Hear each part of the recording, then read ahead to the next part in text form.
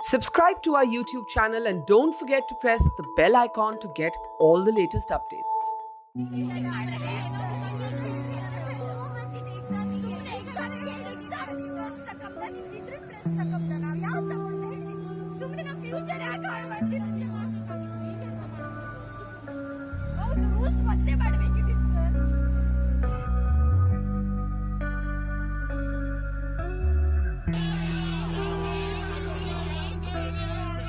The row over the hijab continues to stir the boiling pot of Karnataka. Young girls from the state have been seen protesting outside the schools and classrooms for them to be allowed inside the premises with their hijabs on. While last month we got news that 6 to 8 girls were forced to sit outside the classroom because they were not agreeing to enter the class without their hijabs, 2 days ago videos from the government PU college showed that gates were shut on the faces of girls who were trying to enter the college with their hijabs on. Today we will be speaking to one of the girls from the government PU college in Karnataka about how she has been feeling about the entire incident. These girls have told us that they've been sitting outside the school gates for 2 straight days and they have not been allowed to even use the washrooms inside the school. Listen in to my conversation. हम आपसे ये पूछना चाहेंगे कि आप पिछले 2 दिन से अपने स्कूल के गेट के बाहर प्रोटेस्ट कर रहे हैं, एक ऐसे स्कूल में जहां आप बहुत सालों से पढ़ रहे हैं और वहां आप ये डिमांड कर रहे हैं कि आपको हिजाब पहनकर अंदर आने दिया जाए। तो आप हमें प्लीज ये बताइए सबसे पहले कि आपको महसूस कैसा हो रहा है 2 दिन से उस स्कूल के गेट के बाहर बैठकर। इतना गंदा, इतना हर्ट हो रहा है हमको कि हम कुछ ऐसे भिखारी के जैसा बाहर बैठकर खाना खा रहे हैं, उतने धूल में बैठकर, उतने पसीने में, उतने धूप में बैठकर, इतना गंदा महसूस की हमारे पेरेंट्स को कितना बुरा लगकर रहेगा कि हमारे बच्चों को हमें कितने अच्छे से पाले थे, ऐसा उन्होंने भिखारी के जैसा रास्ते के ऊपर बैठकर खाना खा रहे हैं। ऐसा बहुत बुरा लग रहा है हमको। ये क्या हिजाब का रूल्स हमने नहीं इस ईयर नहीं करा, हमने हमारे सीनियर के सीनियर डाल लेकर आते थे, लेकिन इतने साल से ऐसा कुछ प्रॉब्लम नहीं हुआ। अचानक से ऐसा क्या प्रॉब्लम हुआ कि हिजाब अलाउड नहीं। हम इतना सरकार को क्वेश्चन कर रहे कि इतने साल से डालने का आते थे, सो अब भी क्या ऐसा क्या प्रॉब्लम हो गया? ऐसा अचानक से एग्जाम को 2 मंथ्स रहने में, annual exam second PU first PU annual exam को 2 मंथ्स रहने में, सेकेंड पीयू के एनुअल एग्जाम को 2 मंथ्स है और फर्स्ट पीयू के एनुअल एग्जाम को 1 मंथ है। ऐसा अचानक से कैसे रूल्स लेकर आए? ओके, नेक्स्ट ईयर से ऐसा रूल्स लेकर आ सकते हैं ना। ओके, हम सरकारी कॉलेज में नहीं आएंगे, कौन से कॉलेज में हिजाब अलाउड है वहीं पर जाएंगे ना।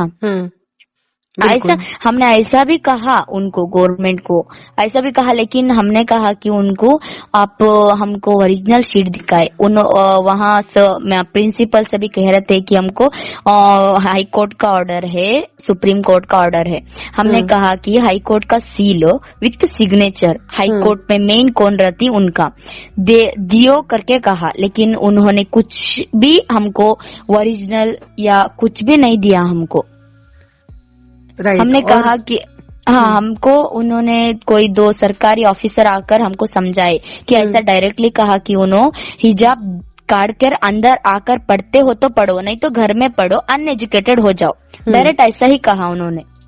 तो जब पहले दिन जब आप गए, जब आपके प्रिंसिपल आए और उन्होंने आपके मुंह पर गेट बंद किया, तब आपकी उस प्रिंसिपल से क्या बात हो रही थी? हमने प्रिंसिपल से कहा कि हमको अंदर आने नहीं दिया, उन्होंने गेट बंद कर रहे थे। हमने कहा कि सरकार ने आपको ये ऑर्डर दिया है कि गर्ल्स को ढकेल कर गेट बंद कर दो, ऐसा ऑर्डर दिया है कि पूछा हमने।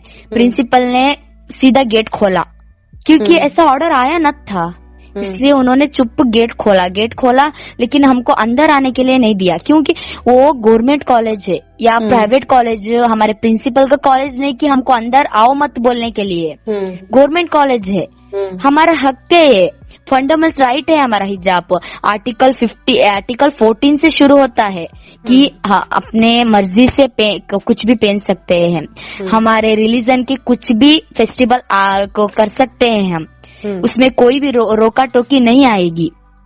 इतना सब कहा हमने, फिर भी वहाँ कह रहे हैं कि आप हिजाब अलाउड नहीं कर सकते। हिजाब से ऐसा क्या प्रॉब्लम है? हमने टीचर से भी क्वेश्चन पूछा, हिजाब से आपको कुछ प्रॉब्लम है? उन्होंने कहा कि नहीं।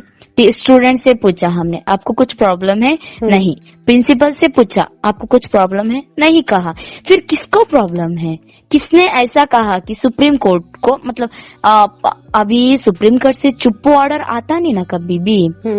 टीचर्स कहते भी उनके बारे में, हमारे बारे में कहते भी नोटिस डाले तो उतना चाहने का ना। सुप्रीम कोर्ट से चुप कैसे ऑर्डर आता? उनको क्यों मालूम कि हमें हिजाब पहन रहे हैं यहाँ? हमको देखते रहते हैं क्या वो? नहीं ना। इसलिए हम तो इतना ही रिक्वेस्ट कर रहे हैं, इतने साल से कुछ प्रॉब्लम हुआ नहीं, आगे भी होगा नहीं इंशाल्लाह। हमको इतना ही अलाउ करो कि हिजाब डालकर एग्जाम, अभी हमारा पोर्शंस भी कंप्लीट हुए नहीं, हमको फिर भी हम कितना की कोशिश कर रहे हैं कि हमें फ्रेंड्स को कॉल करके हमारा इम्पोर्टेंट क्वेश्चंस और आज क्या हुआ और क्या क्या लिखने दिया, वो सब भी हम स्टडीज भी रिकवर कर रहे हैं और वो हिजाब के लिए भी हम लड़ रहे हैं। On Saturday, large gatherings of young boys and girls adorning saffron shawls was seen in 2 schools in Karnataka. Videos from a private school in Kondapura showed rows of young students in saffron shawls apparently protesting against the hijab. आप कितने साल से school में हैं? 2 साल से। 2 साल। First year हुआ, अभी सेकेंड ईयर चल रहा है। ओके, आप स्कूल गए थे इससे पहले हिजाब पहन के, कोविड आने से पहले? या स्कूल फर्स्ट ईयर से भी हम डाल कर आ रहे हैं, हमारे सीनियर्स भी डालकर, हमें फर्स्ट ईयर में थे ना, जब हमारे सीनियर थे ना, उन्होंने भी डालकर आते थे। बिल्कुल, हाँ। हमने 20 मेंबर्स आके उतना नवा रूल्स नहीं किया हिजाब का। हमारे सीनियर डाल लेकर आते थे, सीनियर के सीनियर भी डाल लेकर आते थे। हमारे मम्मा, हमारे मामी, हमारे सब ब्रदर्स सिस्टर्स सभी वही कॉलेज में सीखा है, उन्हें भी डालने को जाते थे और हम भी डालने कर जा रहे थे। फरवरी 1 से ऐसा इश्यू है हमारे कॉलेज में कि हिजाब अलाउड नहीं। ओके, प्रिंसिपल का नोटिस आया कि हमको क्लास में हिजाब अलाउड नहीं। ये नहीं कहा कि ग्राउंड के अंदर, कंपाउंड के अंदर, कैंपस के अंदर हिजाब अलाउड नहीं कर लिखा नहीं था उसमें। लेकिन उन्होंने हम पर गेट धक्कल दिया। ऐसा कुछ और ऐसा लेडीज को ऐसा कोई तो भी कर सकता है? हमको बच्चे कहते हो, उनके बच्चे के साथ ऐसे ही करते हो। हम इतना कह रहे हैं कि हमको हिजाब डालकर सीखने के लिए दो। हम भी हमारे पहले जमाने के जैसा अनएजुकेटेड होना बोल को है कि हमको भी सीखने के लिए दो, हिजाब भी अलाउ करो। हमारा इतना ही रिक्वेस्ट है सरकार से कि ये हमारा फंडामेंटल राइट है, हमसे कोई भी छीन नहीं सकता। तो एक आखिरी बात मैं आपसे पूछना चाहूंगी कि आपकी और मेरी ये बात हुई, आपने मुझे बताया कि आपके जो घर पे जो फादर काम करते हैं वो हाउस हेल्प है। तो मुझे ये बताइए कि आपको ऐसा लगता है कि कहीं ना कहीं ये जो आपके साथ हो रहा है ये आपके आने वाले फ्यूचर को बहुत ज्यादा अफेक्ट करेगा?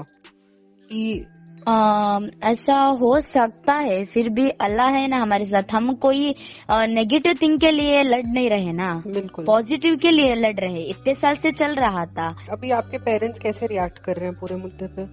हमारे पेरेंट्स कह रहे हैं कि नेक्स्ट ईयर से करन दे, उन्होंने नेक्स्ट ईयर से करे तो हमें मुसलमान के ऐसा कि तो बहुत सारे कॉलेज है हिजाब अलाउड है, वो कॉलेज में ज्वाइन कराती। वो ये कह रहे हैं कि 1 साल ड्रॉप करें आपके पेरेंट्स? 1 साल ड्रॉप नहीं करेंगे हम, मतलब पढ़ेंगे फुल्लो। हाँ, पर पढ़ेंगे, मतलब एग्जाम अगले साल देंगे? हाँ, एग्जाम भी 1 साल ही देंगे। हम ना इतना चलो करो कि सिंपल कि 2 महीना है सो एग्जाम को, 2 महीने तक हम ना सीखने दो ना, उसके बाद में क्या होना रूल्स लेकर आओ। बिल्कुल, क्या भी बोलते नहीं हमें। एजुकेशन के बीच में स्टडी का टेंशन लेना की, हमें हिजाब का टेंशन लेना की, रास्ते के बाजू बैठकर हमको वॉशरूम तक यूज करने के लिए नहीं दिया। गवर्नमेंट कॉलेज में कोई वो प्राइवेट कॉलेज नहीं है कि वॉशरूम नहीं आ सकते बोलने के लिए। गवर्नमेंट कॉलेज है वो। इतना हमने रिक्वेस्ट करते हैं सरकार से कि हाई कोर्ट से सुप्रीम कोर्ट से सबसे भी रिक्वेस्ट करते हैं कि हिजाब इतने साल से चलने कर आ रहा था, आगे भी चलने दे उन्होंने। Phone calls with young girls from across the region signaled towards 2 things. On one hand, the bravado that many of these young girls are showing by sitting outside the gates of their schools or outside their classrooms and requesting for them to be allowed in with their hijabs. And on the other hand, it showed the fear that they have of losing out on their education and their futures. This fear is especially pertinent in young girls who are currently in class 12th and have their board exams coming up. And this is pertinent because they have already compromised on 2 years of their education during the pandemic. The hope that many of them have is that the Karnataka High Court may give a judgment in their favor in the coming week. This was Priyali Dhingra reporting for Mojo Story. It's great to see you here. Thank you for watching our work. If you haven't subscribed yet, don't forget to click the bell icon and subscribe to Mojo Story and support independent, robust journalism.